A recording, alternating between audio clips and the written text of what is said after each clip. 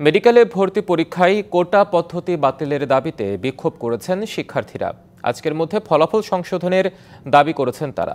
কোটা বাতিলের দাবিতে সকাল থেকে রাজধানীর কেন্দ্রীয় শহীদ মিনারে জড়ো হন শিক্ষার্থীরা। অবিলম্বে ফলাফল বাতিল করতে হবে, কোটা না মেধা, মেধা মেধা, মেডিকেলের ফলাফল পুনঃপ্রকাশ করতে হবে স্লোগান দিতে থাকেন শিক্ষার্থীরা। বলেন, এই আন্দোলনকে হালকাভাবে নেয়ার কিছু নেই। শিক্ষার্থীদের আন্দোলনে বিভিন্ন হাসপাতালের চিকিৎসক ও শিক্ষকরা এসে সংহতি জানান। এদিকে একই দাবিতে বিক্ষোভ হয়েছে চট্টগ্রামে। নগরীর প্রেস ক্লাবের সামনে জড়ো হয়ে শিক্ষার্থীরা মেডিকেলে ভর্তি পরীক্ষায় কোটা বাতিলের দাবি জানান। একজন 37 পাস স্টুডেন্টকে মেডিকেলে চান্স দিয়ে ডাক্তার বানাবেন, তাহলে কেমনে আপনি বলতে পারেন যে চিকিৎসা ব্যবস্থা আপনি সংস্কার করবেন? এখনো এই ভর্তি পরীক্ষাগুলোতে কোটা রয়েছে। সে জায়গা থেকে আমরা মনে করছি আমাদের সেই সব শহীদদেরকে অপমান করা হচ্ছে। কোটা প্রথার বিরুদ্ধে আমরা আমাদের লড়াইটা শুরু করেছিলাম জুলাইয়ে, সেখানে আজ কোটা প্রথার বিরুদ্ধে আমাদের আবারও লড়াই করতে হচ্ছে। এটা কোনোভাবেই মেনে নেওয়া যায় না। এভাবে বৈষম্য হলে আগামীর একটি সুন্দর বাংলাদেশ বিনির্মাণ অসম্ভব। বর্তমান অন্তর্বর্তীকালীন সরকারকে আমরা চাই যে আমাদের দাবিগুলো মেনে নেওয়া হোক, মেডিকেল থেকে এই কোটা প্রথা বিলুপ্ত করা হোক। এ বিষয়ে আরো জানাতে কেন্দ্রীয় শহীদ মিনার থেকে যুক্ত হচ্ছেন সহকর্মী সুলতানা স্বর্ণা। স্বর্ণা, শিক্ষার্থীদের সাথে কিন্তু ইতিমধ্যে বিভিন্ন হাসপাতালের চিকিৎসক এবং শিক্ষকরাও সংহতি জানিয়েছেন।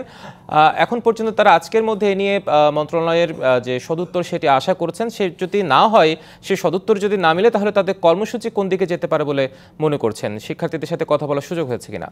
হিমাদ্রি, আমরা রয়েছি কেন্দ্রীয় শহীদ মিনারের সামনে এবং আমার পেছনে হয়তো বা কিছুটা ফাঁকা দেখতে পাচ্ছেন, তবে কিছুক্ষণ আগেও কিন্তু কানায় কানায় পূর্ণ ছিল এই শহীদ মিনার প্রাঙ্গণ। এবং সেখানে মেডিকেলের শিক্ষার্থী যারা রয়েছেন, অর্থাৎ Dhaka medical college, Suhrawardy medical college, এমনকি ঢাকা ডেন্টাল কলেজ সহ ঢাকার আশেপাশে এবং ঢাকার যেসব মেডিকেল সরকারি কলেজগুলো রয়েছে সেগুলোর শিক্ষার্থীরা কিন্তু এসেছিলেন এবং তারা কিন্তু সকাল থেকে ভিড় করছিলেন। তারা বারংবারে বলছিলেন যে কোটার বিরুদ্ধে কিন্তু তারা আন্দোলন দিচ্ছিলেন এবং আপনি স্লোগান দিচ্ছিলেন এবং আপনি যেটি জিজ্ঞাসা করলেন যে আসলে কোন দিকে যেতে পারে তাদের এই আন্দোলন, তারা কিন্তু আজ বলেছে যে তারা আজ কিছুক্ষণের মধ্যে তাদের একটি দল স্বাস্থ্য অধিদপ্তর, স্বাস্থ্য ও শিক্ষা অধিদপ্তরে পৌঁছাবে এবং সেখানে কিন্তু তারা মিটিং করবে এবং বৈঠকের পর তারা আবার নিজেরাও কথা বলবে এবং ফলশ্রুতিতে সন্ধ্যাবেলায় হয়তোবা শহীদ মিনার থেকেই তারা আবার তাদের আগামীকাল কি কর্মসূচি আছে সেই ঘোষণা দিবে।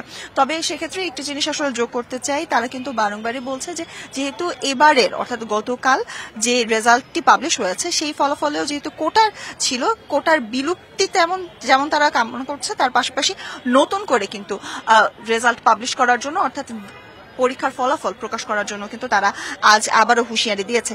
এবং সেক্ষেত্রে একটি জিনিস যোগ করতে চাই, হিমাদ্রি, আপনি জিজ্ঞাসা করছিলেন যে তারা আসলে কি বলছেন। তাদের সাথে আমরা যখন কথা বলেছি তারা কিন্তু আমাদেরকে জানিয়েছে যে যদি কোটা না থাকে, যদি কোটা এখনো বজায় থাকে, তাহলে তারা আবারও রাজপথে নামবে এবং প্রয়োজনে কিন্তু তারা এর থেকেও কঠোর কর্মসূচি দেবে, এমনটাই কিন্তু তারা আমাদেরকে জানিয়েছে।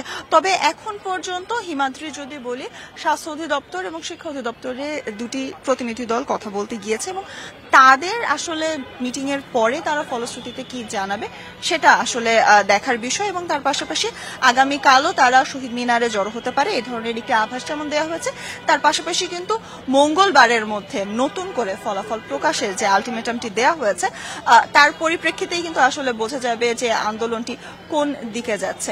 হিমাদ্রি, এই ছিল আমার কাছে শহীদ মিনার প্রাঙ্গণ থেকে সবশেষ। স্বর্ণা, আপনাকে ধন্যবাদ যুক্ত হওয়ার জন্য।